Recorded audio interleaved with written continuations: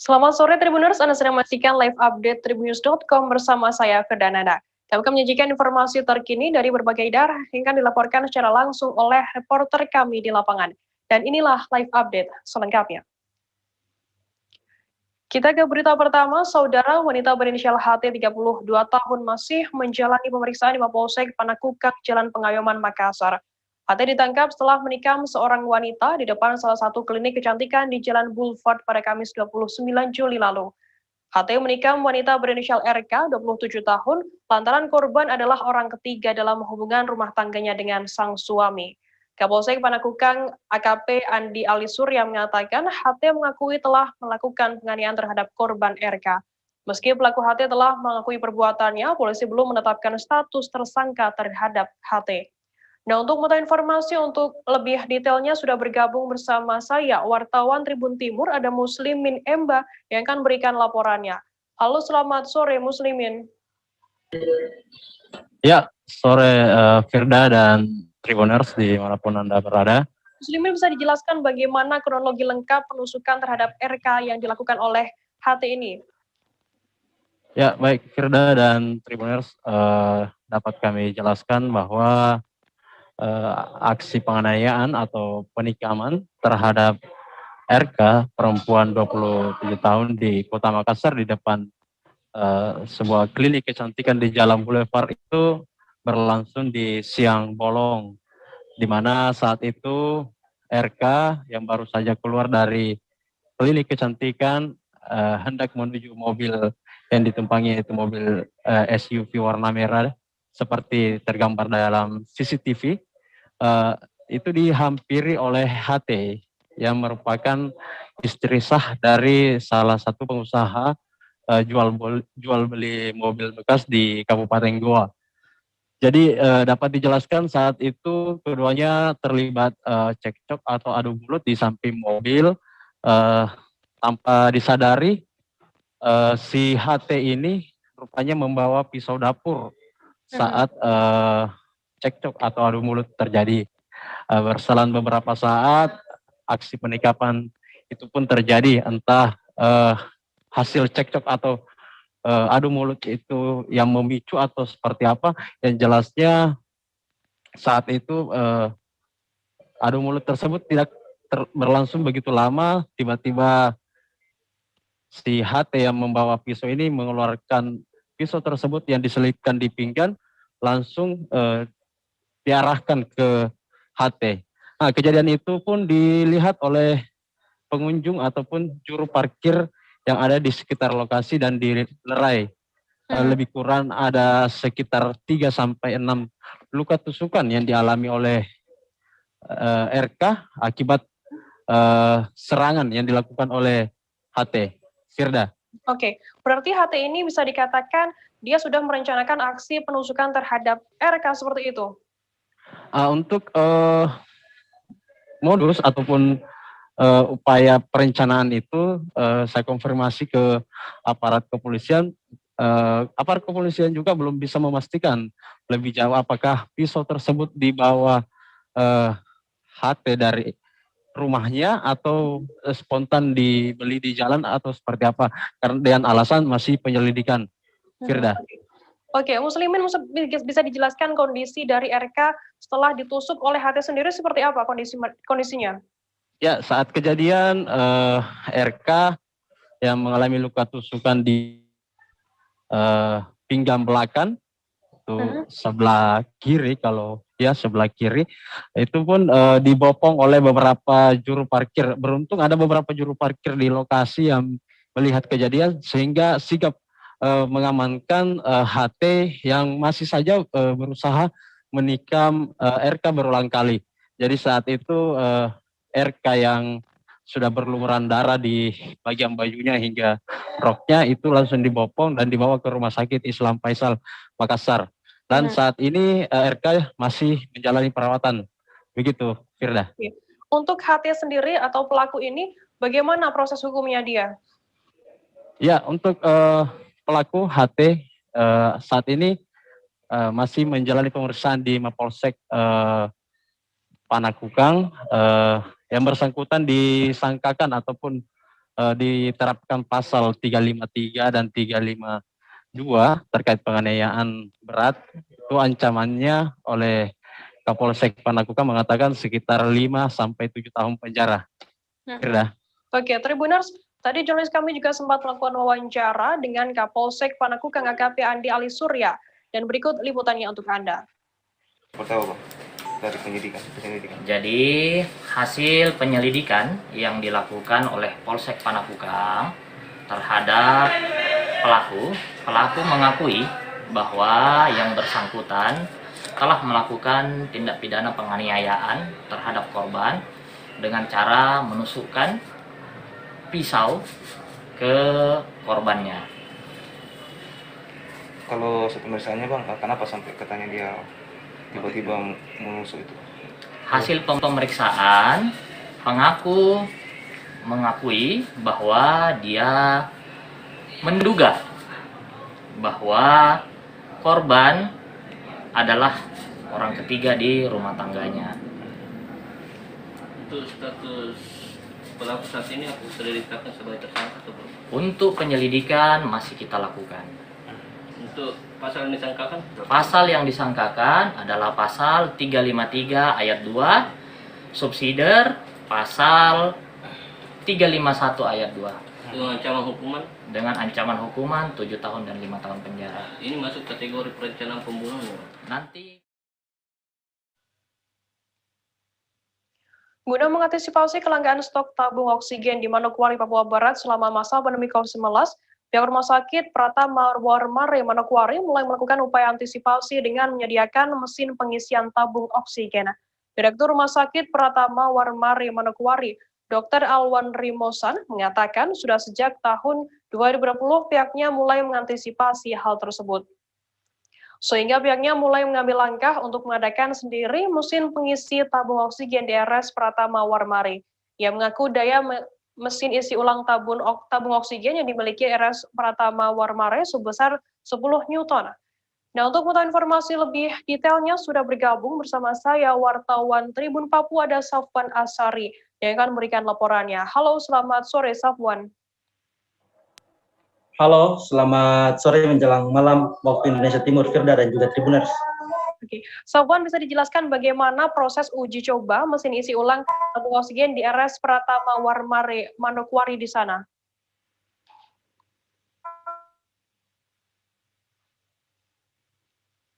Hari ini dapat saya kabarkan dari Kabupaten Manokwari,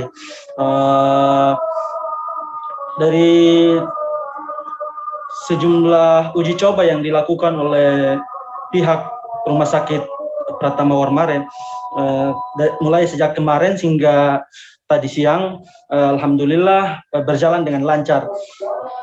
Firda. Apa kendala berapa tabung yang dihasilkan saat tahap uji coba kali ini?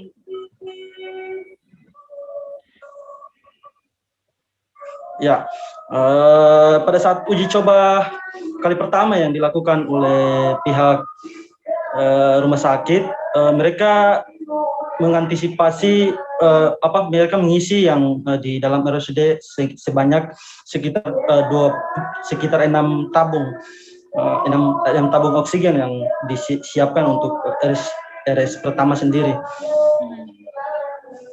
Oke, tabungnya tersebut tabung ukuran seberapa dan bisa dijelaskan kepada kami?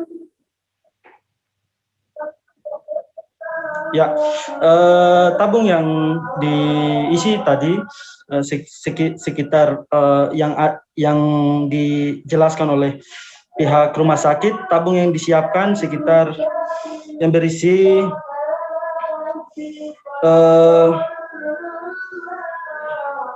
sekitar 6 liter. 6 liter yang ukuran besar, sehingga mereka perharinya itu bisa mengisi sekitar 2 tabung per sejam. Oke, 1 jam 2 tabung seperti itu ya. Kemudian apakah ada kendala yang dihadapi saat uji coba kali ini, Safwan? Ya.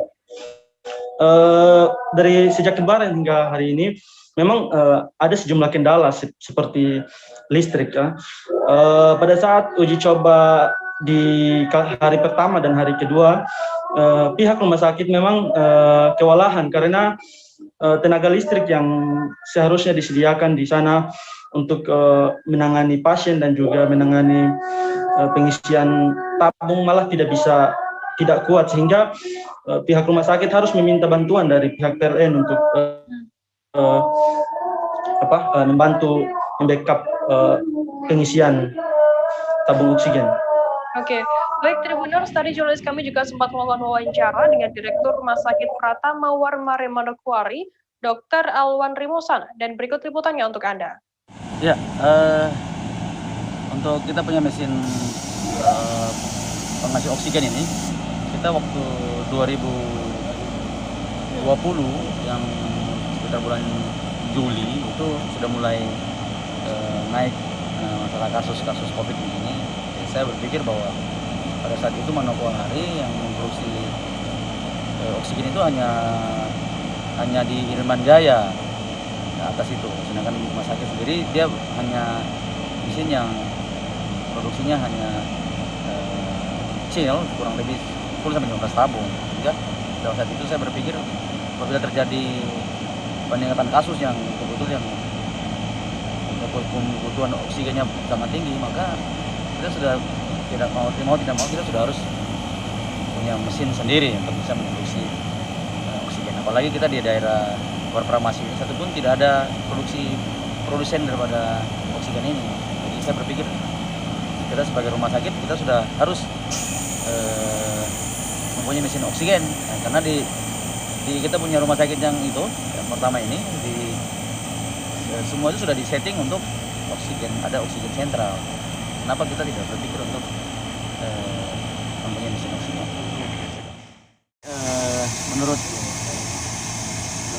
kita punya teknisi oksigen ini, jadi dia 1 jam itu bisa 1 jam itu bisa 2 tabung yang besar yang 6 liter. 6 liter ya? 6 liter itu dia bisa 1 jam bisa 2 tabung, 2 sampai 3 tabung. Asumsi tadi berarti kurang lebih dalam 24 jam kalau kita tidak istirahat itu bisa kurang lebih sampai 30 sampai 48 tabung. 40 tabung. 1 jam 2 tabung berarti. Desainer sekaligus pembawa acara Ivan Gunawan hadir menemani masyarakat dalam kegiatan vaksinasi gratis yang digelar di kantor Lurah Tanah Sereal, Tambora, Jakarta Barat pada hari ini Sabtu 31 Juli 2021. Igun Sapaan Ivan Gunawan menyediakan akses vaksinasi gratis bagi masyarakat umum lewat gerakan vaksin gratis bersama Ivan Gunawan. Kegiatan tersebut dilaksanakan selama 2 hari mulai 31 Juli hingga 1 Agustus 2021 nanti. Mereka yang sudah divaksin mendapatkan paket sembako berupa biskuit, gula 1 kg, sarden 1 kaleng, minyak 1 liter, dan beras 3 kg, dan juga ada mie instan. Kegiatan vaksinasi ini diadakan Yayasan Dunia Mega Bintang, Yayasan Maharani Kemala, Gerakan Sosial Indonesia Pasti Bisa, dan Gerakan Anak Bangsa Peduli. Nah, untuk mengetahui informasi lebih lengkapnya sudah bergabung bersama saya, wartawan wartokotalive.com, ada Ramadan yang akan berikan laporannya. Halo, selamat sore Ramadan. Halo, selamat sore Firda. Ramadan, bisa jelaskan bagaimana pelaksanaan vaksinasi yang digelar oleh Ivan Gunawan ini? Oke. Pelaksanaan vaksinasi ini berlangsung sejak pukul 7.30 WIB dan tadi berakhir sekira pukul 14.00 WIB. Pelaksanaan vaksinasi hari ini diikuti oleh usia 12 tahun ke atas, dan bagi masyarakat yang ingin mengikuti vaksinasi wajib membawa identitas seperti kartu pelajar hingga KTP untuk domisili DKI Jakarta. Jenis vaksin yang diberikan pada pelaksanaan kali ini di kantor Lurah Tanah Sereal, Tambora, Jakarta Barat, yaitu adalah jenis vaksin Sinovac. Seperti itu, Firda. Oke. Untuk pelaksanaannya sendiri seperti apa? Apakah antusiasme masyarakat mengikuti kali ini juga sangat-sangat tinggi, atau seperti apa informasinya? Ya, hingga pukul 8.30 tadi, sebanyak 200 warga sudah divaksin. Dan tadi terakhir pukul 12.30 WIB sudah sebanyak 880 orang yang divaksin pada hari ini. Tadi juga Gubernur DKI Jakarta Anies Baswedan meninjau langsung pelaksanaan vaksinasi siang ini. Sekira pukul 12.40 beliau datang ke lokasi vaksinasi dan Gubernur DKI Jakarta mengapresiasi pelaksanaan vaksinasi yang digagas oleh Ivan Gunawan beserta pihak-pihak terkait. Oke, untuk target perharinya sendiri berapa orang yang akan divaksin? Pelaksanaan vaksinasinya untuk masyarakat yang divaksin yaitu targetnya adalah 1.000 orang per hari, seperti itu. Berarti dalam ini adalah pelaksanaannya 2 hari, berarti ada 2.000 orang yang ditargetkan akan divaksin pada vaksinasi kali ini, seperti itu ya Ramadan ya? Ya, betul. Oke, baik, terima kasih wartawan Warta Kota Live Ramadan atas laporan Anda, selamat bertugas kembali. Kita beralih ke informasi selanjutnya, Saudara. Gubernur DKI Jakarta Anies Baswedan meninjau pelaksanaan vaksinasi COVID-19 di Gereja Kristen Jawa Gandaria, Pasar Rebo, Jakarta Timur pada Sabtu 31 Juli hari ini. Mempercepat pelaksanaan vaksinasi, Pemprov DKI Jakarta turut berkolaborasi dengan sejumlah instansi.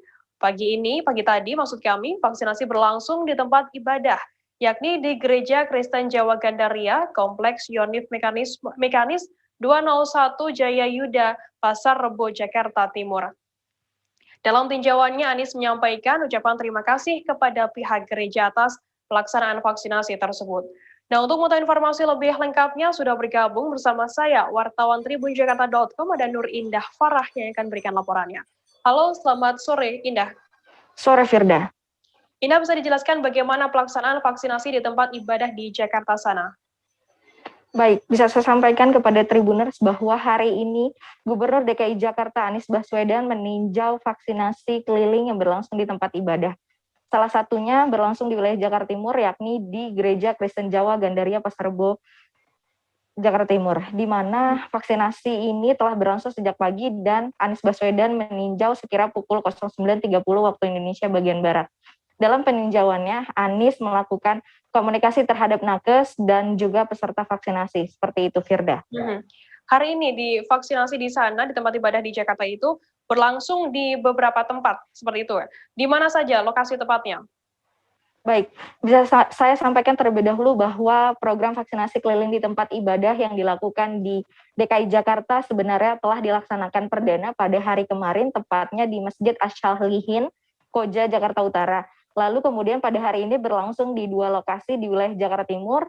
Yang pertama ada di Gereja Kristen Jawa Gandaria, Pasar Rebo, Jakarta Timur, dan yang kedua berada di Masjid Al-Fatah, Jatinegara, Jakarta Timur. Seperti itu, Firda. Oke, berarti ada beberapa titik untuk kegiatan vaksinasi di tempat ibadah seperti itu ya. Kemudian untuk kuota yang disediakan, ada berapa banyak yang diberikan?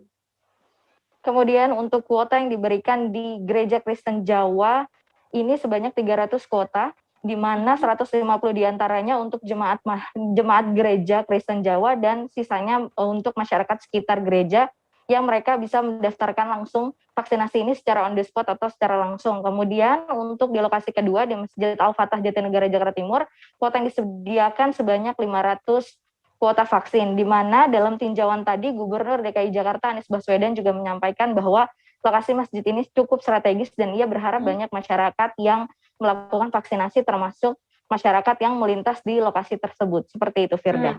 Oke, Indah, apakah vaksinasi di tempat ibadah akan dilaksanakan pada hari ini saja atau kemudian hari juga akan ada pelaksanaan yang sama?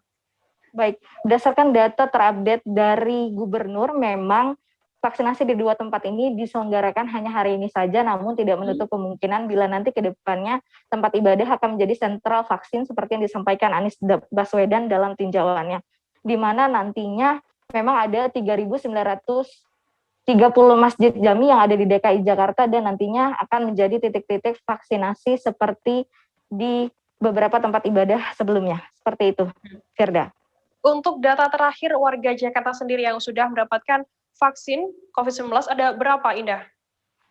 Ya, bisa disampaikan bahwa berdasarkan data terupdate yang disampaikan Anies Baswedan per pagi hari tadi, sebanyak 7.669.153 warga DKI Jakarta telah mendapatkan dosis pertama vaksinasi, dan pada dosis kedua telah menyasar ke 2.667.299 orang. Seperti itu, Firda. Oke, baik. Terima kasih wartawan tribunjakarta.com, Nur Indah Farah atas laporan Anda. Selamat bertugas kembali. Tribuners, kita akan jeda sejenak. Kami masih akan menyajikan informasi menarik untuk Anda seusai ini. Tetap di Live Update. Oke, apa kabar Bang Ariski di sini untuk strateginya? Kalau saya sendiri di Jumip 37 ini yang semalam baru mulai, saya udah pasti. Sebenarnya aku nggak ngerasa itu penangkapan atau penggerebegan atau apapun itu. Karena gini loh, posisinya aku kriteria. Jadi kita mengenal disebut dengan stroke yang tidak berdarah dengan stroke yang berdarah. Stroke yang tidak berdarah itu biasanya ditandai dengan adanya penyumbatan. Kalau itu terjadi di sini mungkin pikirnya tidak ke situ kali ya, tapi kalau di Korea atau di Kamboja itu ada beberapa paper yang saya itu Mas, ya, dulunya tukang koran. Oh gitu ya. Tukang koran. Ya, saya baca itu, Pak. Tuh kan pernah baca kan? Ya. Jadi kalau saya jadi tanggam itu udah bersyukur banget. Nah, si anak ini dijadikan sebagai tersangka begitu. Ya, kalau ini kita bicara yang di luar kasus Sebongombo ya. Dengan nama hujan shower, di mana terdapat batas jelas antara daerah hujan dan tidak hujan yang biasanya terjadi pada fase awal mature stage atau tahap berbahaya itu Kang. Jadi mulai artinya terjadinya perlembekan. Nah itu untuk penetrasi akan sulit begitu ya. Dok, saya ini menurut saya memang tidak mudah, bukan urusan tanah diambil. Kalau misalnya Amerika Serikat sekarang, Rasulullah mengatakan dalam sebuah hadis bahwa berpuasa di 6 hari Syawal itu. Oke, apa kabar Bang Ariski di sini untuk strateginya? Kalau saya sendiri di Jumip 37 ini yang semalam baru mulai, saya udah pasti. Sebenarnya aku nggak ngerasa itu penangkapan atau penggerebegan atau apapun itu. Karena gini loh, posisinya kriteria. Jadi kita mengenal disebut dengan stroke yang tidak berdarah dengan stroke yang berdarah. Stroke yang tidak berdarah itu biasanya ditandai dengan adanya penyumbatan. Kalau itu terjadi di sini mungkin pikirnya tidak ke situ kali ya, tapi kalau di Korea atau di Kamboja itu ada beberapa paper yang saya itu Mas, ya, dulunya tukang koran. Oh gitu ya. Tukang koran. Ya, saya baca itu, Pak. Tuh kan pernah baca kan? Ya. Jadi kalau saya jadi tanggam itu udah bersyukur banget. Nah, si anak ini dijadikan sebagai tersangka begitu. Ya, kalau ini kita bicara yang di luar kasus Sebongombo ya. Dengan nama hujan shower, di mana terdapat batas jelas antara daerah hujan dan tidak hujan yang biasanya terjadi pada fase awal mature stage atau tahap berbahaya itu Kang. Jadi mulai artinya terjadinya perlembekan. Nah itu untuk penetrasi akan sulit begitu ya. Dok, saya ini menurut saya memang tidak mudah, bukan urusan tanah diambil. Kalau misalnya Amerika Serikat sekarang, Rasulullah mengatakan dalam sebuah hadis bahwa berpuasa di 6 hari Syawal itu. Oke, apa kabar Bang Ariski di sini untuk strateginya? Kalau saya sendiri di Jumip 37 ini yang semalam baru mulai. Terima kasih Anda masih bersama kami di Live Update. Kita beralih ke informasi selanjutnya, Saudara. Selama PPKM di Malinau, kartu vaksin diwajibkan sebagai syarat pelaku perjalanan. Selain surat negatif hasil tes antigen atau swab PCR, keluar masuk di Kabupaten Malinau wajib menunjukkan kartu vaksinasi minimal dosis pertama sebagai persyaratan. Diatur melalui surat edaran Satuan Tugas Penanganan COVID-19 Malinau nomor 7/2021 tentang pembatasan keluar masuk orang di pintu masuk atau pos perbatasan Kabupaten Malinau. Pelaku perjalanan keluar dan masuk di Malinau wajib bebas COVID-19. Dibutuhkan dengan surat keterangan negatif hasil antigen dan juga PCR. Selain itu, pelaku perjalanan kebijakan tersebut menimbulkan pro kontra di masyarakat, utamanya kewajiban pelaku perjalanan melampirkan kartu vaksin, sedangkan capaian vaksinasi daerah tersebut masih rendah. Nah, untuk mengetahui informasi lebih detailnya, sudah bergabung bersama saya, wartawan Tribun Kaltar, ada Muhammad Supri yang akan memberikan laporannya. Halo, selamat sore, Supri. Selamat sore, Firda. Supri, bisa dijelaskan bagaimana kebijakan Satgas COVID-19 terkait pembatasan orang keluar masuk selama PPKM level 4 di Malinau sendiri? Baik, Firda, selamat sore. Saya koreksi untuk Malinau saat ini menerapkan PPKM level 3.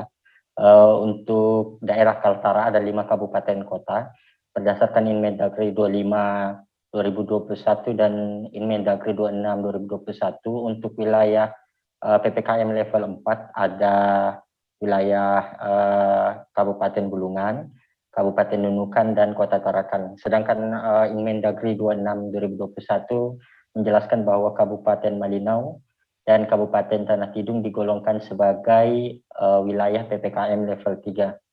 Untuk wilayah level 3, Satuan Tugas Penanganan COVID-19 Malinau telah menerapkan pemberlakuan pembatasan orang keluar masuk ke Malinau, yakni dengan tiap pelaku perjalanan diwajibkan untuk mencantumkan atau membawa surat keterangan bebas COVID-19 dibuktikan dengan surat keterangan hasil antigen dan atau PCR test. Nah, untuk di Kabupaten Malinau sendiri yang paling dijaga ketat oleh Satuan Tugas Penanganan COVID-19 Malinau adalah untuk jalur akses daratnya, di mana ada 2 akses darat di jalur utara berbatasan dengan Kabupaten Malinau. Ini dibatasi pergerakannya dengan pembentukan posko pengetatan di Desa Seruyung, Kecamatan Malinau Utara. Kemudian di sebelah selatan ada berbatasan langsung dengan Kabupaten Tanah Tidung, di mana Kabupaten Tanah Tidung posko penyekatannya ada di Desa Sesua, atau beberapa hari terakhir dikabarkan pindah ke Desa Salap, Kecamatan Malinau Barat. Nah, untuk saat ini ada beberapa pihak yang dikecualikan, yakni untuk anak-anak berusia 12 tahun ke bawah tidak diwajibkan untuk melampirkan persyaratan yang dimaksud, termasuk juga dengan petugas logistik atau supir logistik. Ada keringanan untuk hanya membawa swab atau hasil tes antigen. Demikian, Firda. Bagaimana tanggapan masyarakat terkait adanya pemberlakuan pembatasan tersebut dan juga adanya persyaratan yang diberlakukan di sana, Supri? Ya, seperti yang disinggung di awal bahwa kebijakan ini sebenarnya menimbulkan pro dan kontra di masyarakat. Utamanya karena capaian vaksinasi Kabupaten Malinau saat ini masih tergolong sangat rendah. Untuk capaian saat ini ada dari 43.741 sasaran, ada baru terpenuhi sekitar 12% dari target tersebut. Sekira 5.225 penerima. Syarat untuk menerapkan kartu vaksin dinilai warga, utamanya pelaku perjalanan yang seringkali melewati posko perbatasan ini sebagai hal yang begitu memberatkan dan mustahil untuk diterapkan saat ini, dikarenakan capaian masih rendah di angka 12%. Masyarakat menilai bahwa kebijakan tersebut hanya boleh diterapkan di wilayah yang telah mencapai sekira 70-90% untuk angka realisasi vaksinasinya. Di sisi lain ada juga sebagian warga yang menilai bahwa hal tersebut sebagai bentuk pengetatan agar tidak lagi terjadi kenaikan drastis angka konfirmasi, yang dimana diketahui di Malinau saat ini menurut data dari Dinas Kesehatan P2KB Malinau diperkirakan 60% dari seluruh penduduknya saat ini kasus konfirmasi saat ini didominasi oleh kasus varian Delta, Firda. Oke. Berapa persentase progres serta ketersediaan stok vaksin di Malinau saat ini, Supri? Ya, untuk stok vaksin, sebelumnya kami pernah mewawancari juga dengan Kepala Dinas Kesehatan. Beliau mengatakan bahwa untuk target atau ketersediaan vaksin saat ini untuk ada dua jalur untuk masyarakat umum ada di Dinas Kesehatan, kemudian ada jalur peruntukan khusus untuk TNI dan Polri yang beberapa hari terakhir difokuskan untuk penyelenggaraan serbuan vaksinasi yang juga diperuntukkan atau terbuka untuk umum. Nah, untuk saat ini Firda, di Kabupaten Malinau masih kosong dan stoknya masih kosong, dan saat ini banyak dari penerima, khususnya yang telah menerima dosis pertama itu sekitar 23 ribuan. Kalau dikalkulasi dengan angka sasaran yang kedua itu hampir 8 ribuan yang menunggu dosis kedua, sedangkan untuk dosis 2 stoknya sama sekali kosong. Nah, informasi yang saya dapatkan sampai saat ini bahwa akan ada penambahan jumlah vaksin, dan untuk sementara Dinas Kesehatan termasuk Satgas Penanganan COVID-19 Malinau menunggu realisasi atau berharap banyak dari realisasi program serbuan vaksinasi dari Kodim 09. Atas laporan Anda, sehat selalu, selamat bertugas kembali. Kita beralih ke informasi selanjutnya, Saudara. Seorang senator di Kalbar, Haji Sukriyanto, kecewa lantaran vaksin yang ada di Kalbar menipis hingga dengan tidak tersedia. Hal ini pun mengakibatkan rangkaian kegiatan vaksinasi yang direncanakan pria yang juga Ketua Umum Perkumpulan Merah Putih atau PMP di Kalbar tertunda hingga dengan waktu yang tidak bisa ditentukan. Padahal antusiasme masyarakat dikatakannya sangat tinggi. Atas penundaan ini, Ketua IKBM tersebut juga pun mengirimkan surat ke Kemenkes agar vaksin di Kalbar segera tersedia. Nah, untuk mengetahui informasi lebih detailnya sudah bergabung bersama saya wartawan Tribun Pontianak, ada Rido Panji yang akan berikan laporannya. Halo, selamat sore Rido. Selamat sore Firda. Rido, bisa dijelaskan kapan surat Menkes itu dilayangkan oleh senator di Kalbar tersebut? Oke, terima kasih Firda. Senator tersebut atau Pak Haji Sukriyanto mengirimkan surat ke Kementerian Kesehatan pada Senin 26 Juli 2021. Menurut keterangan beliau, surat tersebut juga sudah diterima oleh pihak Kementerian Kesehatan. Berharap dengan surat itu stok vaksin yang ada di Kalbar segera tersedia. Begitu, Firda. Sebenarnya kapan paguyuban yang menaungi 22 etnis ini melaksanakan vaksinasi rencananya? Oke, terima kasih Firda. Perkumpulan Merah Putih atau PMP itu sebenarnya berencana melakukan vaksinasi dosis pertama di rumah adat Melayu dan di rumah Radang pada 28 sampai 31 Juli hari ini, Firda. Namun memang karena tidak tersedia, baru tahu di H-5 pelaksanaan sehingga ditunda. Sebenarnya kata beliau juga sudah lebih dari 600 masyarakat yang mendaftar untuk divaksinasi. Begitu, Firda.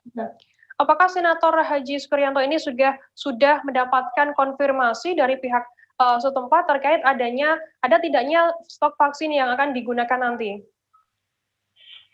Konfirmasi terakhir, Firda, beliau mengatakan masih terus berkomunikasi dengan pihak gubernur atau Dinas Kesehatan, begitu juga dengan pihak Polda dan pihak Makodam untuk ketersediaan vaksin ini.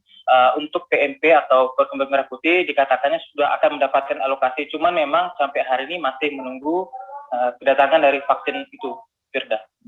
Berarti saat ini PMP sendiri belum menetapkan tanggal berapa akan dilaksanakan vaksin di sana? Kapan waktu detail akan dilaksanakannya atau vaksin itu?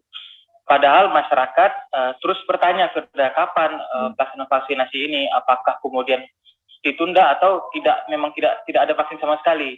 Namun Haji Sukriyanto mengatakan akan terus.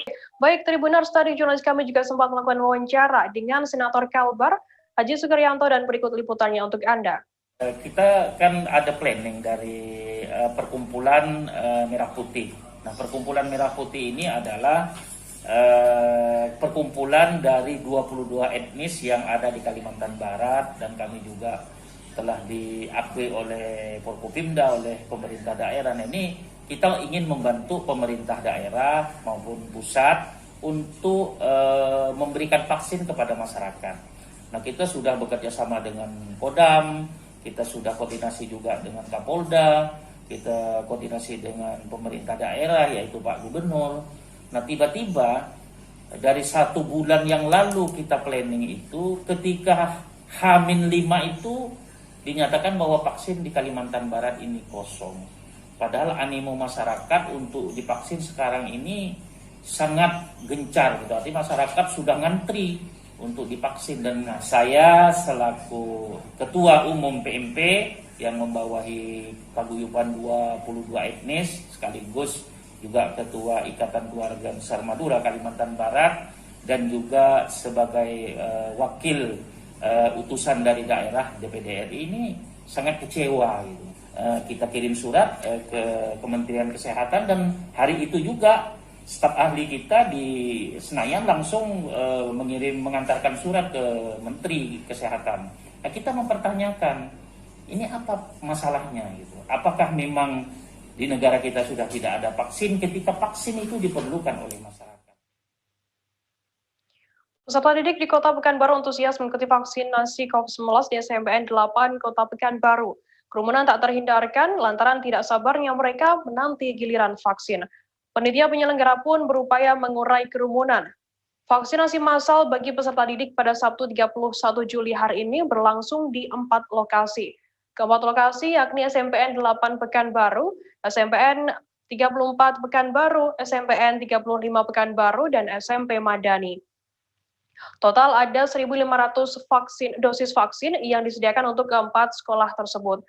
Wali Kota Pekanbaru Firdaus menyebutkan bahwa vaksinasi di 4 SMP yang dibantu Polda Riau ini mempercepat program vaksinasi bagi anak-anak dan juga remaja. Para siswa kini diwajibkan mengikuti vaksin yakni dari usia 12 hingga 17 tahun. Nah, untuk mengetahui informasi lebih lengkapnya sudah bergabung bersama saya wartawan Tribun Pekanbaru, ada Alexander yang akan memberikan laporannya. Halo, selamat sore Alexander. Halo, selamat sore rekan Firda. Alexander, bisa dijelaskan seperti apa pelaksanaan atau antusiasme siswa SMP dalam vaksinasi pada hari ini? Baik, terima kasih. Bagaimana kita tahu, peserta didik di Kota Pekanbaru memang sangat antusias mengikuti kegiatan vaksinasi massal yang dilaksanakan di beberapa SMP di Pekanbaru. Nah, memang tidak bisa terhindarkan, mereka sempat berkerumun dan tidak sabar menunggu giliran. Pihak panitia juga sendiri sudah berupaya untuk mengurai kerumunan, meminta peserta didik agar sabar menunggu giliran mereka bisa divaksinasi. Dan kegiatan ini berlangsung di 4 lokasi, ada yang pertama di SMP Negeri 8, kemudian SMP Negeri 34, SMP Negeri 35, dan juga SMP Madani. Untuk totalnya ada sekitar 1.500 dosis vaksin yang disediakan untuk 4 titik tersebut. Dan peserta didik mengaku tidak merasakan gejala apapun setelah melaksanakan vaksin dan tidak merasakan vaksin. Dan walaupun mereka sempat khawatir jelang vaksin, namun setelah dilakukan vaksin, mereka sudah cukup lega. Demikian rekan Firda. Oke, Alexander, adakah masyarakat umum yang ikut dalam vaksinasi yang khusus untuk pelajar di Pekanbaru sendiri saat ini? Iya, benar sekali, sudah ada beberapa masyarakat yang ikut sebenarnya. Dan namun untuk setelah masyarakat lainnya terpaksa keluar karena mereka tidak bisa ikut vaksin tersebut di sekolah-sekolah karena peruntukannya memang untuk siswa di sekolah saja. Dan mereka juga terpaksa pulang kecewa. Bahkan di antara mereka ada yang menunggu sejak pagi. Dan pihak panitia hanya meloloskan beberapa masyarakat yang memang dapat undangan dari tempat. Demikian. Oke, sejauh ini seperti apa program vaksinasi massal di Pekanbaru sendiri dan bagaimana ketersediaan dosis vaksin di sana? Untuk realisasi pelaksanaan vaksinasi di Provinsi Riau sendiri itu sebenarnya masih jauh dari target, apalagi cukup minim ketersediaan vaksin hingga saat ini. Dan untuk capaian sendiri baru sampai 19,3% dari total target sebanyak 4.475.860. Artinya masih tersisa 3.613.344 lagi. Demikian rekan Firda. Oke, baik Tribuners, tadi jurnalis kami juga sempat melakukan wawancara dengan Wali Kota Pekanbaru Firdaus. Berikut liputannya untuk Anda. Pagi hari ini Pak Gubernur kami laporkan juga terima kasih alhamdulillah animo dan antusias masyarakat untuk divaksin ini tinggi Pak Gubernur. Artinya sosialisasi yang kita sampaikan dalam beberapa lalu ini sampai ke masyarakat dan juga memberikan semangat masyarakat untuk divaksin. Namun ya kendala mudah-mudahan saja sesuai dengan disampaikan Presiden kepada kita di bulan madu bahwa bulan Agustus ini nanti vaksin akan banyak tambahannya, terutama untuk daerah-daerah yang telah mengalami zona merah termasuk Bapak ini. Maka oleh sebab itu, insya Allah kepada Bapak Ibu yang pagi hari ini sudah datang ke tempat pelayanan maupun di Nur Salam ataupun di gedung mana yang belum bisa tervaksin, insya Allah kami berikan prioritas nanti pada saat pekan depan dengan telah datangnya vaksin. Bapak Ibu yang datang hari ini kami berikan pelayanan yang prioritas nanti di pekan depan. Nah, saya lagi kami mohon maaf karena memang vaksinnya terbatas sehingga kami hari ini tidak dapat melayani Bapak Ibu. Dan kami terima kasih dengan antusias Bapak Ibu untuk divaksin. Ratusan pelajar tingkat SD, SMP, dan juga SMA yang berusia 12 tahun ke atas mengikuti vaksinasi massal yang diadakan oleh HMI dan Polri di Puri Begawan, Kota Bogor pada Sabtu 31 Juli pada hari ini. Ekspresi unik ditunjukkan saat ratusan pelajar ini menjalani vaksinasi. Mulai dari pelajar yang tegang dengan mata berkaca-kaca dan ada juga yang menunduk. Bahkan seorang siswa sekolah dasar kelas 6 SD yang berusia 13 tahun sampai dipinjami tongkat komando oleh Kapolresta Bogor Kota Kombes Pol Susatyo agar pelajar tersebut tidak tegang. Peristiwa itu terjadi ketika pelajar SD yang diketahui bernama Yafi Raihan Akil, 13 tahun, sedang menjalani screening. Ketika itu, Akil terlihat tegang dan sesekali menunduk. Saat dipindah ke meja vaksinasi, Akil pun sempat menunduk saat akan divaksinasi. Melihat hal tersebut, Kapolresta Kombes Pol Susatyo bersama Brigjen Pol Dwi menghampiri anak tersebut, kemudian anak itu diberi semangat. Nah, untuk mengetahui informasi lebih lengkapnya mengenai hal ini, sudah bergabung bersama saya, wartawan Bogor, ada Lingga Arfian yang akan memberikan laporannya. Halo, selamat sore, Lingga. Ya, sore, Firda. Lingga, mungkin bisa dijelaskan bagaimana suasana pelaksanaan vaksinasi massal oleh ratusan pelajar di Kota Bogor pada hari ini? Ya, Firda, sejak pagi tadi ratusan pelajar dari Kota Bogor mengikuti vaksinasi massal di Puri Begawan di Jalan Pajajaran, Kota Bogor. Di sana terlihat antusias para pelajar yang sudah antri sejak pagi untuk mendapatkan vaksinasi. Sebenarnya vaksinasi di Kota Bogor pada hari ini untuk pelajar dilaksanakan di 2 titik, ya ini ada di SMP Negeri 5, kemudian ada juga di Puri Begawan. Tadi ratusan pelajar tersebut berasal dari SD, SMP, kemudian SMA yang mengikuti vaksinasi di Puri Begawan. Seperti itu, Firda. Lingga, tadi ada yang menarik saat adanya pelaksanaan vaksinasi di sana. Bagaimana ceritanya? Lebih lengkap. Ya, Firda, benar sekali. Tadi berbagai ekspresi ditunjukkan terutama pada siswa sekolah dasar dan siswa SMP mereka yang mengikuti vaksinasi tersebut merasa tegang, namun ada juga yang tidak ingin melihat jarum suntik segitu. Namun ada juga tadi siswa kelas 6 SD yang saat melakukan vaksinasi dia terlihat tegang, bahkan sempat menunduk ketika akan disuntik. Melihat itu Kapolresta Bogor Kota langsung menghampiri karena Firda seperti diketahui vaksinasi ini mereka tidak didampingi oleh orang tua dikarenakan dari proses antri, kemudian registrasi, screening hingga penyuntikan mereka melakukan secara mandiri sehingga kemandirian anak ini juga terbentuk. Tadi juga seorang pelajar SD ini Akil terlihat tegang, kemudian dihampiri oleh Kapolresta Bogor Kota, diberikan semangat, dan ketika akan disuntik Akil itu diminta memegangi tongkat komando gitu agar tidak tegang dan tidak takut. Proses pelaksanaan vaksinasi pun berjalan lancar hingga proses observasi seperti itu. Oke, untuk vaksinasi massal untuk pelajar di Kota Bogor sendiri ada berapa titik, Lingga? Ya, Frida, vaksinasi massal untuk pelajar ini merupakan yang pertama kali di Kota Bogor. Tadi pagi dilaksanakan di SMP Negeri 5, tepatnya di Jalan Dadali, kemudian ada di Puri Begawan. Nanti pun target sasaran vaksinasi untuk pelajar ini akan diperluas melihat kondisi stok vaksin yang ada di Kota Bogor, seperti itu. Untuk saat ini berapa pelajar yang sudah mengikuti vaksinasi pada dosis pertama ini, Lingga? Ya, Firda, dari informasi yang kami dapatkan ada sekitar lebih dari 1.000 pelajar yang sudah mengikuti vaksinasi, mulai dari pelajar sekolah dasar yang berusia di atas 12 tahun, kemudian ada siswa SMP, kemudian ada juga pelajar SMA gitu. Sejak tadi dilakukan vaksinasi massal, mereka antusias mengikuti dengan tetap menerapkan protokol kesehatan yang ketat. Oke, baik. Tribuners, tadi jurnalis kami juga sempat melakukan wawancara dengan perwakilan Akpol Angkatan 91, Brigjen Pol Dwi Rianto yang juga penyidik utama Mabes Polri. Kemudian anak yang juga divaksin bernama Akil.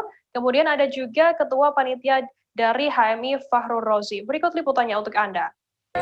Enak. Tapi awalnya sempat tegang nggak? Enggak. Terus tadi pas dikasih tongkat sama Pak Kapolres gimana nih? Makin semangat? Awalnya gimana bisa divaksin di sini? Diajakin. Sama guru? Ngomong guru. Itu kenapa nih mau divaksin nih? Kenapa mau divaksin? Biar sehat aja ya. Ajakannya nih buat teman-teman yang belum divaksin. Ajakannya buat teman-teman yang belum divaksin. Biar cepat divaksin ya. Baik.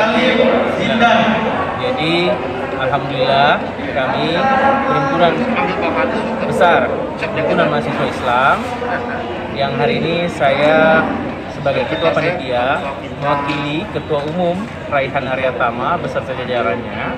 Di sini ada di samping saya ada sekretaris dan ibu sekda dan ketua cabang HMI Kota Bogor. Di sini kami sinergitas kami dengan Mabes Polri untuk percepatan vaksinasi di wilayah Kota Bogor dalam hal bakti HMI untuk negeri. Inilah kekuatan kita, inilah bakti kita untuk menyelamatkan negeri saat ini yang lagi terguncang untuk terkait masalah pandemi COVID-19.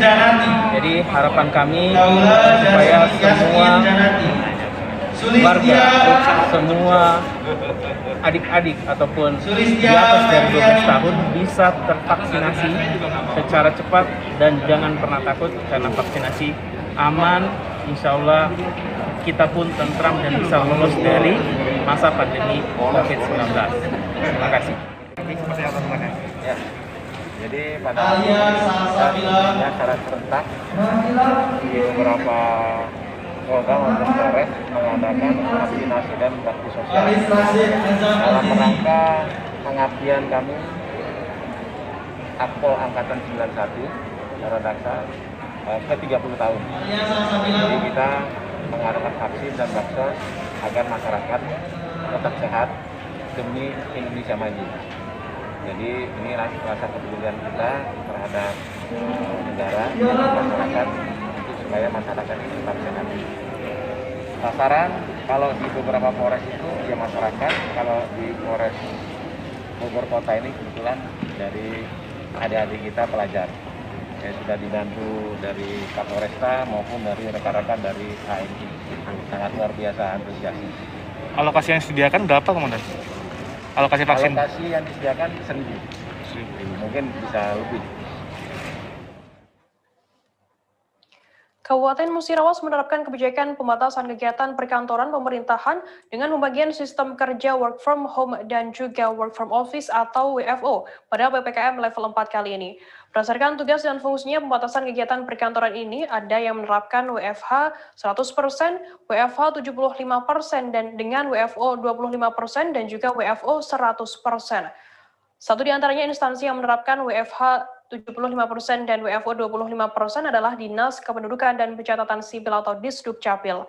Sekretariat Disdukcapil Kabupaten Musirawas Provinsi Sumatera Selatan, Edi Rosidi mengatakan, pihaknya tetap melayani masyarakat selama penerapan PPKM level 4 dengan sistem pegawai yang masuk kerja sebanyak 25% dan 75% bekerja dari rumah atau WFH. Nah, untuk mengetahui informasi lebih lengkapnya, sudah bergabung bersama saya, wartawan Sripoku.com, ada Ahmad Farozi yang akan berikan laporannya. Halo, selamat sore, Farozi. Selamat sore, rekan Firda dan Tribuners. Farozi, bisa dijelaskan bagaimana, bisa digambarkan mungkin, seperti apa suasana pelayanan di kantor Disdukcapil Kabupaten Musirawas selama penerapan PPKM level 4 kali ini? Oke. Baik, rekan Firda dan Tribuners, dapat saya sampaikan bahwa Kabupaten merupakan 4 dari kabupaten kota di Provinsi Sumatera Selatan yang menerapkan PPKM level 4. Dampak dari penerapan PPKM level 4 itu adalah pembatasan kerja di pemerintahan. Salah satunya adalah di Dinas Pendudukan dan Catatan Sipil. Di mana di Disdukcapil ini 75% WFH dan 25% WFO. Terkait dengan ini tentu ada perbedaan-perbedaan dengan pelayanan pada hari-hari biasanya, di mana di Dinas Catatan Sipil selama penerapan WFH 25%, 75% dan WFO 25% ini, suasana mungkin sedikit sepi ya dibandingkan hari-hari biasanya. Masyarakat yang melakukan kegiatan di Dinas Catatan Sipil atau membutuhkan pelayanan di Dinas Catatan Sipil sudah menurun. Biasanya pada hari-hari normal itu diperkirakan mencapai 100-an masyarakat yang mendatangi kantor Dukcapil untuk melakukan pelayanan administrasi kependudukan. Maksud kami administrasi kependudukan. Sementara dengan ada penerapan ini jumlahnya menurun. Mungkin diperkirakan sekitar hanya 20-an orang yang datang setiap harinya. Demikian rekan Firda. Oke, Farus, apakah ada peningkatan atau penurunan jumlah masyarakat yang melakukan perekaman EKTP sendiri di kantor Disdukcapil Musirawas selama PPKM ini? Baik, seperti saya sebutkan tadi, bahwasanya memang ada penurunan jumlah masyarakat yang melakukan administrasi kependudukan di Dinas Pendudukan dan Catatan Sipil di Kabupaten Musirawas ini. Penurunannya cukup signifikan. Biasanya pada hari normal itu mencapai 100-an orang yang datang, tapi saat ini diperkirakan hanya sekitar 20-an orang saja yang melakukan pelayanan administrasi kependudukan di kantor tersebut. Oke, Farozi, untuk pelayanan kependudukan online seperti apa pelaksanaannya? Gimana rekan Firda? Untuk pelayanan kependudukan online secara online ini, seperti apa pelaksanaannya? Baik. Dengan adanya kebijakan ini, maka segala kegiatan, terutama untuk perekaman ya, segala kegiatan yang menyangkut dengan administrasi kependudukan itu dilakukan secara online. Seperti pembuatan kartu keluarga atau KK ya, kemudian pembuatan kartu tanda penduduk elektronik dan pembuatan kartu identitas anak atau KIA. Itu dilakukan secara online. Sejauh ini berapa jumlah wajib KTP di Musirawas yang sudah melakukan perekaman EKTP sendiri, Farozi? Mohon maaf, sinyal agak putus-putus, bisa diulangi? Oke, sampai sejauh ini Farozi berapa jumlah wajib KTP di Musirawas sendiri yang sudah melakukan perekaman EKTP di sana? Baik, dapat saya sampaikan berdasarkan data yang kami peroleh dari Dinas Kependudukan dan Catatan Sipil Kabupaten Musirawas, bahwa untuk target wajib KTP di Kabupaten Musirawas sebanyak 288.063 jiwa. Namun sampai itu untuk tahun 2001 ya, target wajib KTP tahun 2001. Namun dari data yang ada ini, dari bulan Januari sampai bulan Juni tahun 2021 ini, yang sudah melakukan perekaman EKTP itu sebanyak 292.289 jiwa. Ini melampaui target rekan Firda. Mengapa melampaui target? Karena ada penduduk pindahan yang datang ke Musirawas yang belum melakukan perekaman, kemudian melakukan perekaman di Kabupaten Musirawas. Kemudian ada juga wajib KTP yang selama ini belum masuk usia wajib KTP, pada bulan Januari lalu, pada saat ini sudah masuk dalam usia wajib KTP, sehingga jumlahnya bertambah. Demikian rekan Firda. Oke, baik Tribuners, tadi jurnalis kami juga sempat melakukan wawancara dengan Edi Rosidi, Sekretaris Disdukcapil. Berikut liputannya untuk Anda.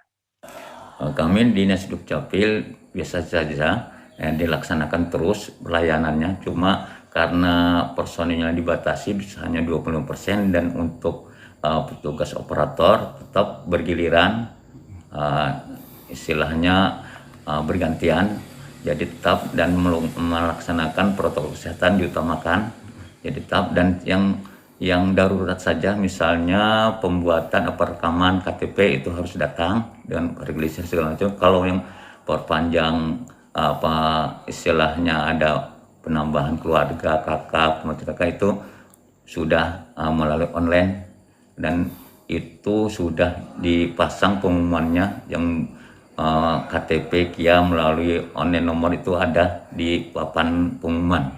Operator kita sendiri ada berapa orang di sini, Pak? Operator kami ada berjumlah 14 itu, makanya kami dengan adanya kegiatan WFH ini itu dibagi bergantian, jadi aplusan